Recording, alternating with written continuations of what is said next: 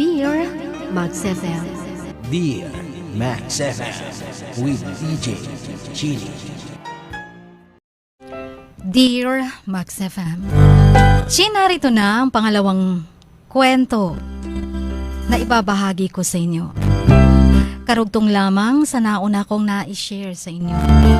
Ayun na nga, hindi ako makawala sa isang hawla na akala ko pag pumasok ako doon ay magiging maligaya. Isang hawla, kahit anong open mo, hindi ka makaka-eskapo. Kauna-unahang naging boyfriend ko ay isang sadista. Nakakatawa lang isipin. Pero dumating din ang araw na ikinatuwa ko. Nagkaroon kami ng 3 weeks na holiday before nagsimula na naman ang klase. Naisipan kong bumisita sa ama ko. Hindi ko na babanggitin kung saan. Pero doon ay napaka-fresh ang hangin. Walang nagawa ang boyfriend dahil tatay ko naman ang bibisitahin ko. Sabi ko sa sarili ko, for the very first time I was going to be free. I couldn't remember the last time I was free. Of course, yung sadista kong boyfriend, ang tagal bago ko pa nakumbinsi. We fought about it. Sabi niya pa, allowed lang ako to go only 1 week na holiday. And that I had to come back. Or else, he will be too sad or something. Baka magpapakamatay daw siya. Or baka i-reveal niya sa nanay ko ang lahat-lahat tungkol sa amin. Sabi ko sa kanya, ang father ko nang nag-decide na 3 linggo ako doon. And I couldn't do anything anymore. So wala na rin siyang nagawa. Kaya nung nasa eroplano na ako, tumawa ako. Tumawa ng pagkalakas-lakas sa loob ng CR ng airplane. Because I couldn't contain my happiness. Para bang nakawala sa hawla. I was at a height where nothing and no one could affect me. The 4-hour flight was the most blissful experience of my entire life. Ang tagal din. Nung nasa lugar na ako ng father ko, hindi ko siya kinontact at all. I used all the time to think. I wanted to think through everything and decide my each and every move and how I was going to handle any of the situation. Para bang hindi rin ako nagbakasyon. Ang iniisip ko, puro na lang din siya kung paano ang makakawala. Kung hindi man ako makakawala, ang makaganti sa kanya. And then when I landed back, I was stronger. So much stronger than I ever was when I faced him. And I told him, listen, tutulungan kita sa studies mo. I will still be a part of your life, pero as a friend. I will be there for you every step of the way. But I just won't be your girlfriend anymore. Yun ang sinabi ko sa kanya na sobrang tapang. I thought that was the most romantic breakup line ever. But apparently, I was the only person who thought so. Sabi niya pa, fine. Kung yan ang gusto mo, it's fine with me. Ang yan ang sabi niya. So nakontento na ako doon. Finally, naging matapang akong harapin siya. Na-let go niya ako. Then he stopped the car doon malapit sa ATM before dropping me home. And when I got back, nothing changed. Patuloy siya sa pagmamaneho. Then I heard a dripping noise. I asked him if naririnig niya din ba yun. Maybe something was leaking, sabi ko. Sabi niya, wala daw siyang naririnig. So, in-ignore ko lang. Moments later, he changed the gear. Moved his hand to the steering wheel. And there was blood on the gear. He had cut himself. Naglaslas na pala siya, Jean. Ang nagdidrip pala ay ang mismong dugo niya sa kanyang jeans. Sa floor ng kotse and the steering wheel. It was the most torturous I have ever felt. To watch someone bleed. might sound easy, but it will never really leave your mind. So, biglang nagbago ang utak ko. Nag-change ang mind ko about the breakup. Nag-apologize ako 1,000,000 times. Para hindi lang siya tuluyang magpakamatay. Hindi ko na kasi alam anong gagawin ko that time. Kasi, matapos niyang maglaslas, ibabangga niya ang kotse. Madadamay kaming dalawa. So, binawi ko ang pakikipag-break up sa kanya. When I got back home, I sat in silence, consumed in my loneliness. Pero ang nasa isip ko, no, I can't go down that road with him. Remember all that pain he caused you? Yun ang sinasabi ko sa utak ko. The number of hours you spent crying on your bed when all your friends were out, having fun. Tapos ikaw nagmumukmuk dahil sa kanya. Pero bakit binawi ko? Siguro kung kayo ang nasa kalagayan ko, maiisip nyo din yun. Mag-a-apologize na lang, babawin ang pakikipag-breakup para hindi na siya mapapakamatay. Kung kayo siguro ang nakakita ng dugo, seryoso na yun. Hindi basta threat lang, verbally. So with shivering hands, I picked up my phone, called him, and made the breakup final. Dahil wala na rin naman ako doon. Sa tabi niya, naisipan kong makipag-break na ng tuluyan. Naisip ko, mag-change number agad ako. Bahala na siya kung anong gagawin niya. Basta hindi ko lang siya nakikita. At least I wouldn't have to watch him bleed this time. Maybe he will die, and that's what should happen to him. Sabi ko sa sarili ko, mabuti pa magpakamatay na nga lang siya. Forgive me kung naiisip ko yun. Sadista kasi siya eh. At hindi siya kailangan ng society. The next day in college was a good one. I ignored him and he ignored me. I started talking to my friends again. They were very forgiving. But of course, it was too good to last. That evening, nag-decide akong matulog ng maaga. Nang magising ako, nang sumigaw ang mama ko. She looked shocked and her words didn't really make sense. She could hardly put words together into a complete sentence. Nung na-regain niya na yung composure niya, alam na niya. Alam niya na ang lahat ng nangyari. Ang tungkol sa aming dalawa. So ginawa niya nga. Sinumbong niya ako sa mama ko. Yung pang-blackmail niya noon, ginawa niya talaga ngayon. So he told my mother about the relationship. He told her everything that I've ever told him. All our secrets. Na madami na kaming ginawa. Na hindi dapat ginawa ng mag-asawa. Everything. But he also told her a lot of lies. Ang dami niyang kasinungalingang sinabi. Hanggang ngayon, hindi ko alam ang kompletong details kung anong nangyari. Paano niya nasabi? All I know is he came to my house with 10 other boys from my class at sinabi ang lahat-lahat ng nonsense about me. My mother never asked me anything about it. Nasaktan siya, sobrang nasaktan. And she probably hated me. But I am glad she never asked me because I wouldn't explain. Ay, isa pang nakakatawa na nakakaloko talaga. I lost my ATM card, my net, my phone, lahat. Kinuha pala ng diablong boyfriend ko. But I didn't care. Yung mama ko lang ang iniisip ko ngayon. That's what I couldn't stand. The only stable relationship I had was with my mom. But he took care of that one as well now. Umiiyak ako hanggang nakatulog na lang akong umiiyak. Natuyo ang mga luha ko sa cheeks ko. Kaya kinabukasan ayokong pumasok sa school. I tried telling my mom that I will go on Monday na lang. Pero nag-refused siya. Ang sabi ng mama ko, you are going to take bath now at i-drop kita sa school nyo. You don't have any choice. So ako nagsha-shower ako na umiiyak. Bakit nangyayari sa akin to? Dinamay pa ang mama ko. So I cried all the way to college.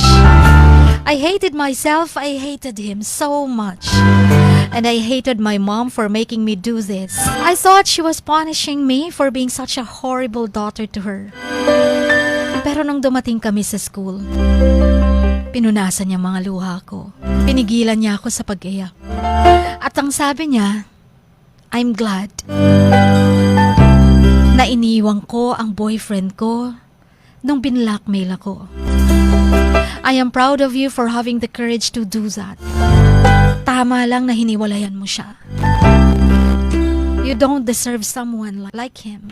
Chin, I broke down into tears. I just wanted to hug my mom and cry my heart out. Pero hindi ko magawa. Sobra akong nahiya sa kanya. I didn't deserve to be her daughter. Ang sabi ko, nung nasa loob na kami ng school, paakyat kami. It was a long walk from the edge of the stairs to the door of my class. Siguro mukha ko noon para akong patay na nabuhay with grief. Pero sabi ng mama ko, taas noo pa rin ako. But I kept my head high and I walked and walked and walked. Nandun siya. Ang sadista kong boyfriend with his gang. Right outside the class, lining. Na para ba siyang boss? Parang gangster na may mga alipores. All heads turned to face me, including his. Perhaps he was looking to gloat at the mess he created. Pero taas noo pa rin ako. Alam ko, wala akong dapat ikahiya. Alam ko, pinagkakalat niya na sa klase namin ang tungkol sa amin at sa mga kasinungalingan niya. Sabi ng mom ko, she made me go because he would win if I didn't show up. He would get the sense that something really bad happened to me because of him and he would be happy. At hindi namin pwedeng gawin yun. Hindi dapat daw makita niya na loser ako at panalo siya. We can't let that happen now. But the story doesn't end here.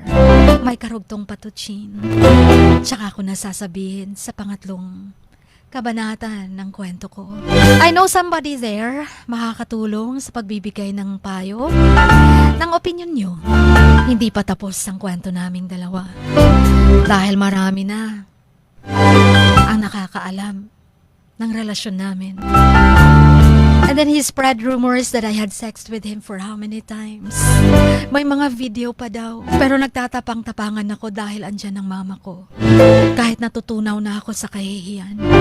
Dahil ang kasinungalingan niya, sinabi niyang kung sino-sino daw ang lalaki ang pinatulan ko na. I tried to explain to people that he was lying. I tried to tell people the real story. But the truth doesn't spread like the rumors. Mas gustong paniwalaan ng mga tao yung hindi totoo. Pero ikikwento ko na lang sa susunod. At maraming salamat sa pakikinig ng aking kwento. Hanggang dito na lamang muna. Lubos na gumagalang ang inyong kamaks.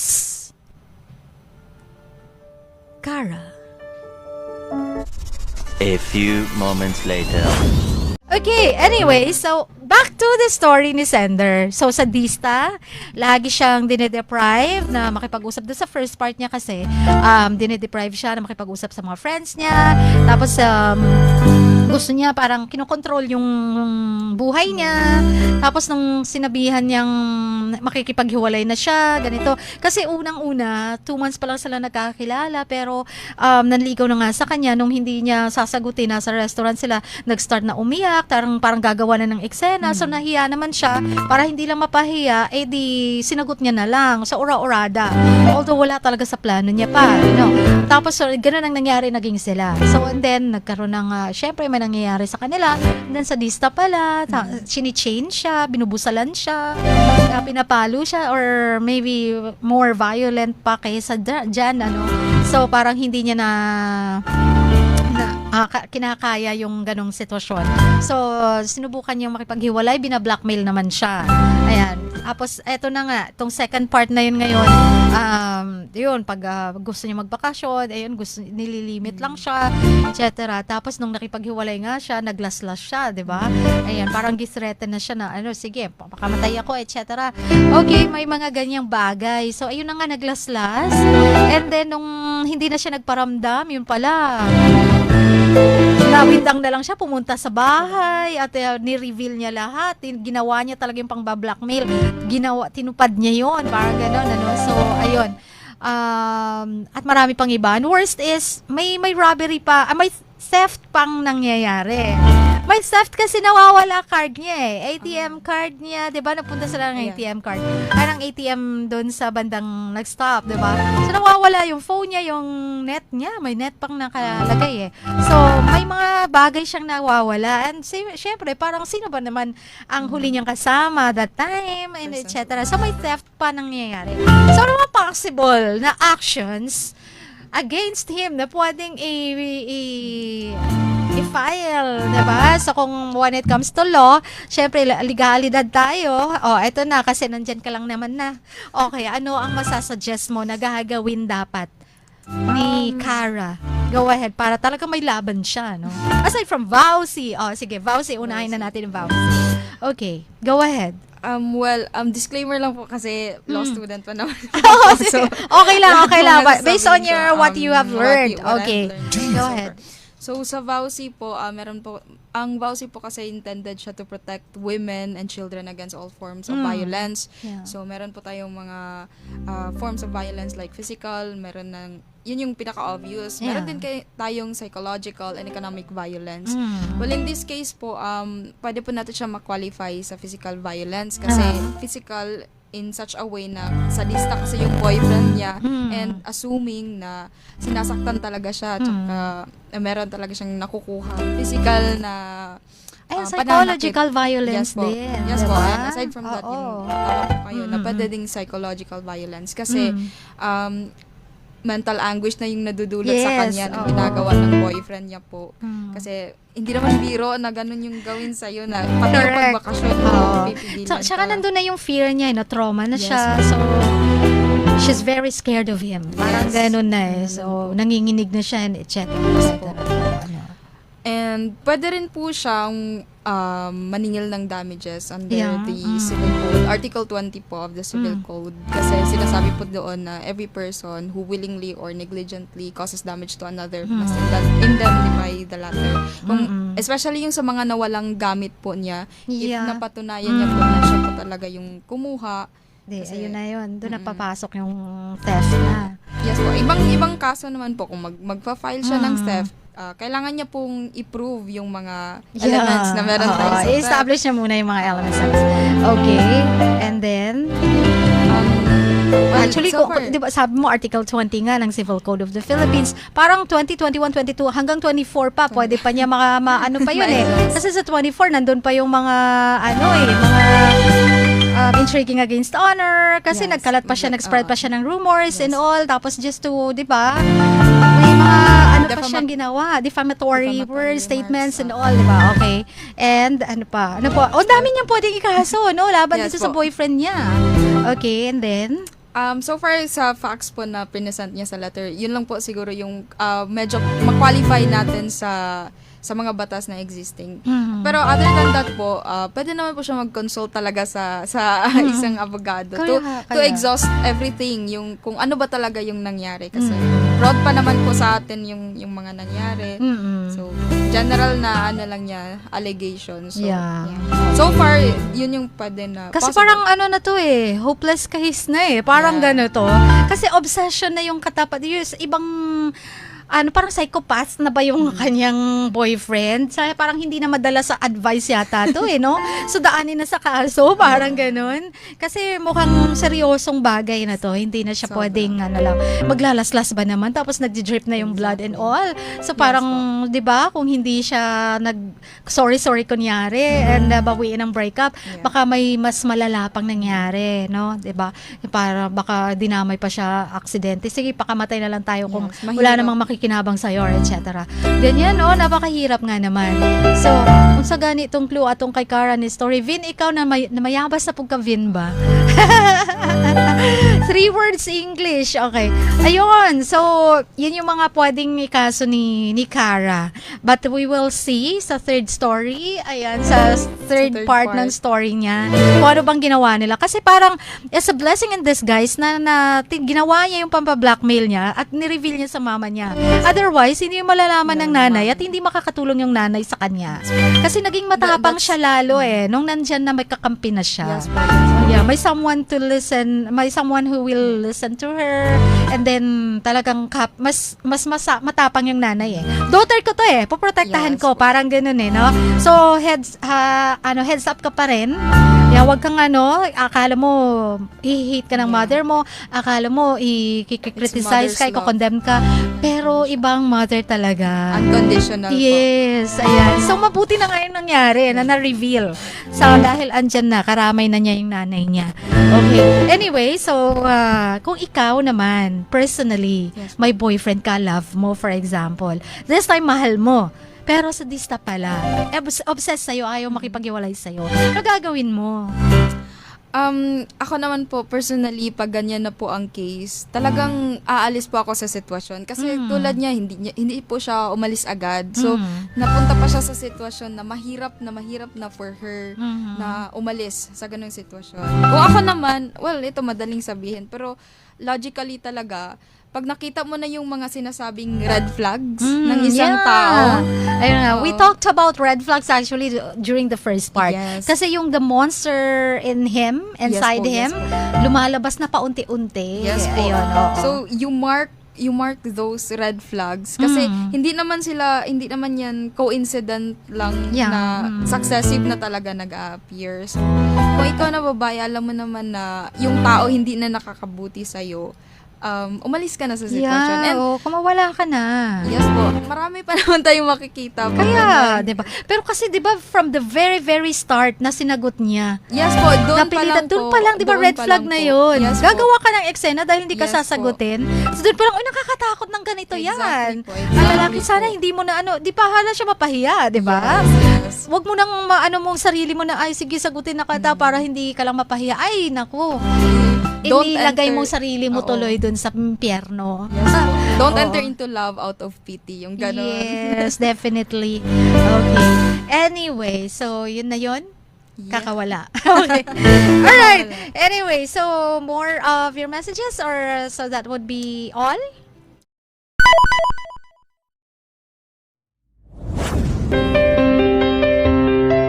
Sing like no one is listening. Love like you've never been hurt. Dance like nobody is watching. And live like it is heaven on earth. Dear Max FM.